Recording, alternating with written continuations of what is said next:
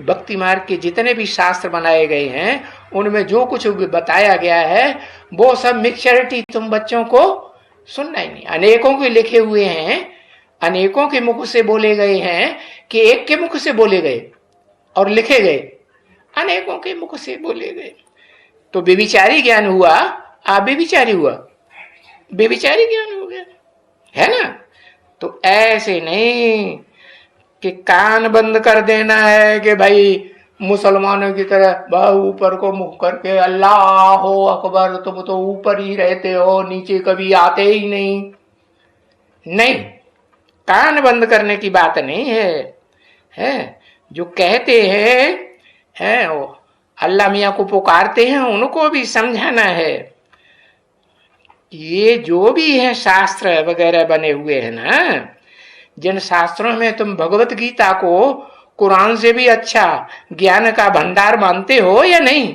हाँ, मुसलमान भी मानते हैं, क्रिश्चियंस भी मानते हैं कि दुनिया में अगर कोई गहरे ज्ञान का शास्त्र है तो कौन सा शास्त्र? श्रीमद् भगवत गीता का लोहा सब धर्म वाले मानते हैं। तो उसके बाद ये शास्त्र वगैरह बने हैं, तो वो है सभी मनुष्य मत, जितने भी शास्त्र बने हैं, वेद ग्रंथ शास्त्र उपनिषद। क्योंकि देखो ये ढेर की ढेर जो टीकाएं गीता की लिखी गई हैं वगैरह, और ये वाल्मीकि रामायण, तुलसीकृत रामायण, ये बने कि नहीं? हाँ, ये छपती रहती है, आजकल तो बहुत छपती है। संस्कृत में तो थी, तो उस समय तो कागज नहीं था, प्रिंटिंग प्रेस नहीं थी, और अभी तो आ गई तो कागज की है, बड़े बड़े कारखाने निकल पड़े है, और प्रिंटिंग प्रेस निकल पड़ी। कमी है छपने वालों की, छापने वालों की भी कमी नहीं। तो पहले तो लिखते थे हाथ से, काय पर लिखते थे, कागज पर, कागज था ही नहीं, काय पे लिखते थे? भोजपत्र है, भोजपत्र कहां से आता था? हाँ, जो वृक्ष होते थे ना, ऐसे वृक्ष होते थे जिनमें से भोज पत्र उनके छिलका अंदर का उखाड़ते थे तो कागज की बौफिक निकलता था, उस भोजपत्र पर लिखते थे। हैं, सब शास्त्र लिखत में थे भोजपत्रों में।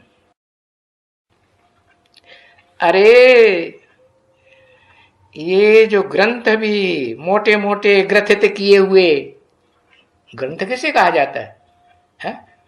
जैसे वेद है ना, तो वेद पहले बिखरे हुए थे, उन वेद की ऋचाओं को व्यास ने संकलित किया, और संकलित करके फिर उन्होंने वेदों की रचना की, तो नाम उसका पड़ गया वेद व्यास नाम पड़ा। तो ये ग्रंथ भी पहले इतना छोटा था, गुरु ग्रंथ साहब जिसे कहते हैं सिखों का, ऐसे नहीं कि इतना बड़ा था पहले से ही, नहीं। ये भी जो उनके 10 गुरु हुए हैं ना सिख धर्म में, उन्होंने अपना अपना गुरु ग्रंथ साहब में कुछ न कुछ मत ऐड करते गए। तो इतना हाथ का अक्षर का लिखा हुआ था, छोटा सा। ये तो पीछे छापा खाना निकला है, तो छापे का पीछे छपा हुआ है इतना। छपने के बाद छोटा हो जाता है किताब कि बड़ा हो जाता है? छपने के बाद किताब तो छोटा हो जाता है। नहीं तो पहले 10 गुरुओं ने 10 प्रकार से जो अपनी अपनी मतें गुरु ग्रंथ साहब, गुरु नानक के बोले हुए विचारों में उनको विस्तार करके समझाया, तो उसमें मैच्योरिटी हुई होगी कि नहीं? हा?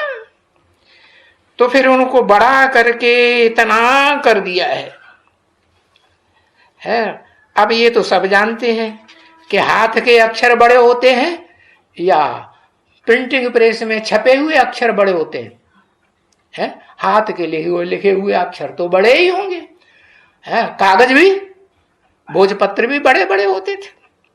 तो हाथ के अक्षर से छापे का अक्षर तो छोटा होता है, प्रिंटिंग प्रेस में जो छपा जाता है तो वो तो इतना छोटा था। जो पहले लिखा गया था जब ये कागज के कारखाने और प्रिंटिंग प्रेस नहीं बनी थी। अभी छापे का अक्षर और ही बहुत बड़ा कर दिया हुआ है। पुराने जो गुरुद्वारे होंगे ना बच्चे, वहां वो पुराने गुरु ग्रंथ साहब भी रखे हुए हैं, जो आकार में छोटे थे, इतने बड़े नहीं थे, छोटे हाथ के अक्षर जरूर, वो पढ़ने में सहज होते हैं क्योंकि छापे के होते हैं, क्लियर दिखाई पड़ते हैं।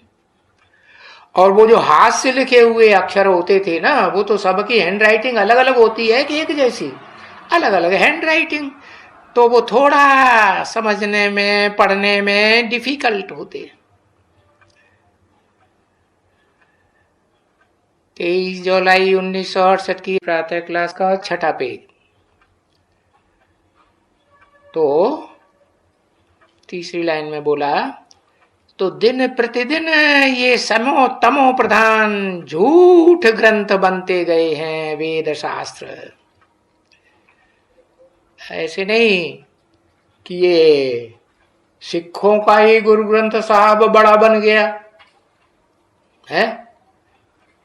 पहले ये जो वेद शास्त्र थे ये तो पुरानी चीज है। गुरु ग्रंथ साहब नया है कि पुराना है वेद शास्त्रों के मुकाबले?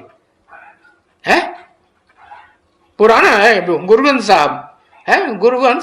गुरु नानक को ही 400-500 वर्ष हुए, तो उन्होंने जो कुछ बोला उसका गुरु ग्रंथ साहब बना है। गुरु नानक को वो गुरु मानते हैं, सदगुरु मानते हैं।